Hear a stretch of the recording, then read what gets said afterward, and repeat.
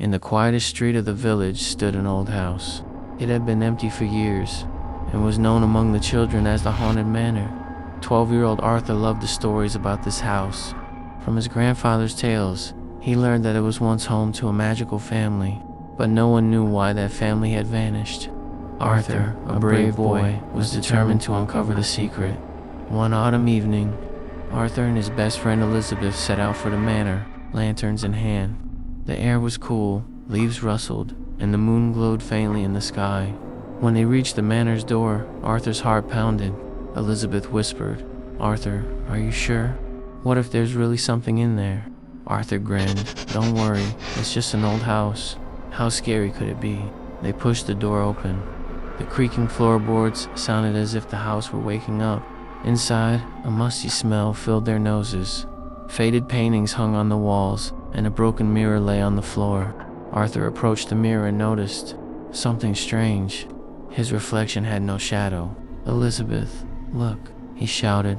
Elizabeth peered into the mirror and saw her shadow was missing too. They froze. Suddenly a whisper echoed through the house. "We took your shadows." Arthur and Elizabeth exchanged glances. The voice seemed to come from the walls.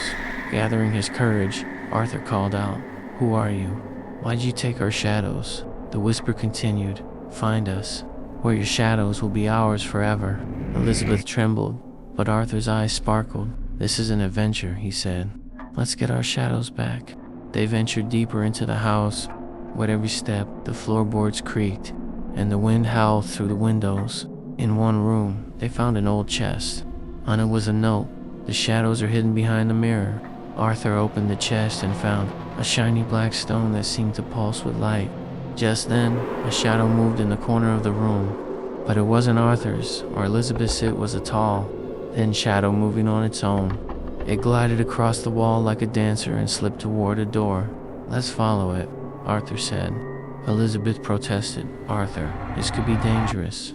But Arthur was already running toward the door. The door led to the basement. The stairs were dark, and a cold draft rose from below. Arthur raised his lantern and descended, with Elizabeth reluctantly following. In the basement, they found a massive mirror with a rippling surface, like water. Arthur held the black stone up to the mirror, and a beam of light shot out. The light restored their shadows, but it also unleashed something else. A tall, pitch-black creature emerged from the mirror. The creature spoke, its voice cold as the wind. "I took your shadows because I want to be free." Arthur, though scared, stood his ground. "Give us our shadows back. They're ours," he shouted. The creature laughed. "Then let's play a game. Solve 3 riddles and you'll get your shadows back. Fail, and you'll be trapped in the mirror forever." Arthur and Elizabeth agreed. The first riddle, "What does everyone have, but no one can see?" Arthur thought for a moment and said, "A dream." The creature nodded.